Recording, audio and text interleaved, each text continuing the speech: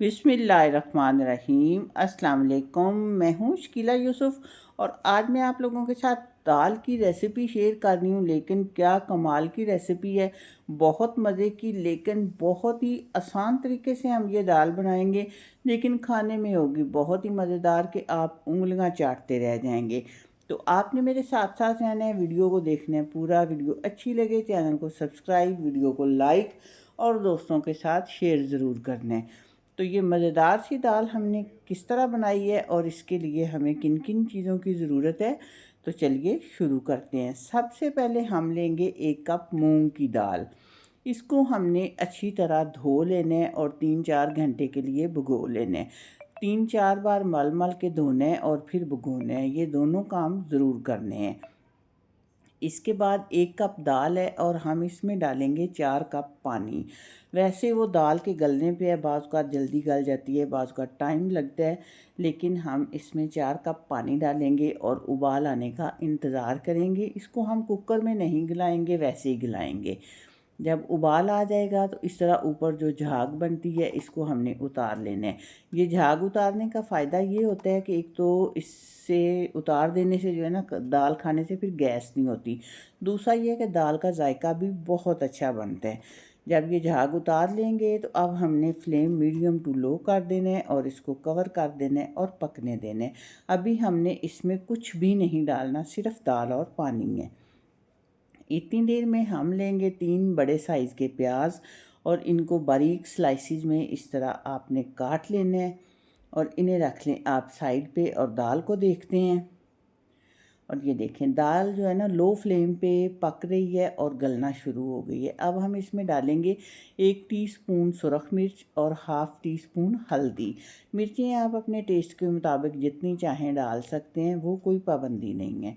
इसको करेंगे मिक्स और दोबारा से हम इसको इसी तरह लो फ्लेम पे पकने देंगे। दाल को हमेशा लो फ्लेम पे पकाया करें। कुकर में बेशक जल्द बन जाती है, लेकिन जो लो फ्लेम पे पकी हुई दाल है उसका अपना ही एक जायका होता है और दाल बहुत जल्द गल जाती है, कोई इसमें टाइम नहीं लगता।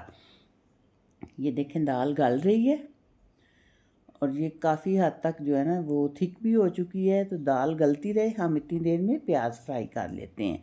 हमने ऑयल रखा है चूल्हे पे, ऑयल को अच्छा गर्म होना चाहिए और फिर हम इसमें प्याज डाल देंगे। और ये प्याज हमने मुसलसल चम्मच चलाते हुए फ्राई करना है। अगर हम चम्मच नहीं चलाएंगे तो कहीं से प्याज फ्राई हो जाएंगे ज़्यादा, कहीं से कम, कहीं से कच्चे रह जाएंगे। इसीलिए जब भी प्याज फ्राई करें किसी चीज़ के लिए तो मुसलसल चम्मच चलाते हुए उसको फ्राई करें, तो प्याज हमारे बराबर फ्राई होंगे, एक जैसा कलर आएगा सब प्याज़ों के ऊपर। और हाई फ्लेम पे हमने ये फ्राई करने हैं। देखें, 5-6 मिनट लगे हैं और प्याज हमारे फ्राई तकरीबन हो चुके हैं। अब हम इनको निकाल लेंगे। निकाल के आपने साइड पे रख लेना है। और दाल में हमने डाला है 1 टीस्पून ज़ीरा पाउडर और 1 टीस्पून धनिया पाउडर। इसको कर देना है अच्छी तरह मिक्स। दाल अभी भी हमारी लो फ्लेम पे पक रही है, तकरीबन इसको 30-35 मिनट हो चुके हैं पकते हुए। बस इतना ही टाइम लगता है, इतने टाइम में दाल गल जाती है। तो आखिर पे हम डालेंगे नमक। एक दाल को जल्दी गिलाने का ये भी तरीका है कि नमक आखिर पे डाल दें, शुरू में डालें तो फिर दाल नहीं गलती। अब हम डाल देंगे जो फ्राई किए हुए थे प्याज से, थोड़े से मैंने बचा लिए हैं, बाकी सारे इसमें डाल देंगे। अब दाल को हम कर देंगे कवर। ये तकरीबन हमारी दाल तैयार हो चुकी है। अब हम इसका तड़का तैयार करते हैं। पहले हम पैन में लेंगे 1 टेबलस्पून ऑयल और 4-5 इसमें लहसुन की कलियां जिन्हें मैंने काट लिया था वो हम इसमें डालेंगे और इसको फ्राई कर लेंगे। जब ये हल्का सा कलर चेंज कर लेंगी तो फिर हम इसमें डालेंगे 5 टेबलस्पून मक्खन। मक्खन आप अपनी मर्ज़ी के मुताबिक जितना आपको पसंद है, जितना आप दाल में डालना चाहते हैं उतना आप डाल लें। अब हम इसको लहसुन को फ्राई कर लेंगे मक्खन में, लेकिन अभी हमने साथ साथ कुछ और चीज़ें भी डालनी हैं, वो भी हम साथ साथ डालते जाएंगे। देखें, लहसुन भी फ्राई हो रहा है और मक्खन भी पिघल रहा है। अब हम इसमें डालेंगे 4 सब्ज़ मिर्चें। कुछ सुरख हो चुकी हैं और कुछ सब्ज़ हैं, लेकिन जो सुरख हुई मिर्चें भी वही हैं। जब सब्ज़ मिर्चें हम घर ला के रखते हैं तो वो पड़ी रहें फ्रिज में तो कुछ कुछ सुरख हो जाती हैं, ये भी देखने में बहुत अच्छी लगती हैं। अब डालेंगे 1 टीस्पून राई दाना। राई दाना भी डाल के तड़के में बहुत मज़े का लगता है। आप चाहें तो करी पत्ता भी डाल सकते हैं। अब हम इसमें डालेंगे हींग। 1/2 टीस्पून मैंने हींग डाली है इसमें। हींग से भी दाल एक मज़े की भी बनती है और दूसरा इससे गैस भी नहीं होती। और 1 टेबलस्पून हम इसमें डालेंगे कसूरी मेथी। कसूरी मेथी की भी एक अपनी ही ख़ास खुशबू होती है, पूरा किचन महकने लग जाता है जब हम ये किसी चीज़ में भी डालते हैं। और जब इस तरह तड़के में डालते हैं तो फिर इसकी खुशबू और जायके का लेवल ही और हो जाता है। अब इसमें डालेंगे 1 टीस्पून हम पेपरिका। ये कड़वी नहीं होती, इनसे सिर्फ ये है कि कलर थोड़ा सा डार्क हो जाएगा। अब हम ये तड़का उठा के दाल में डाल देंगे। ये देखें, ज़रा आराम से डालें। जब हम डालेंगे तो एकदम से थोड़ा सा उबाल आएगा, क्योंकि मक्खन है इसलिए ये इस तरह हो रहा है। तो सारा तड़का हमने दाल में शामिल कर लिया है। तो अब हमने इसको 4-5 मिनट तक मिक्स करना है, ताकि अच्छी तरह से जो है ना घी सारी दाल में मिक्स हो जाए, सिर्फ ऊपर ऊपर तैरता नहीं रहे। इस तरह आप इसको मिक्स करेंगे तो घी नीचे तक मिक्स हो जाएगा।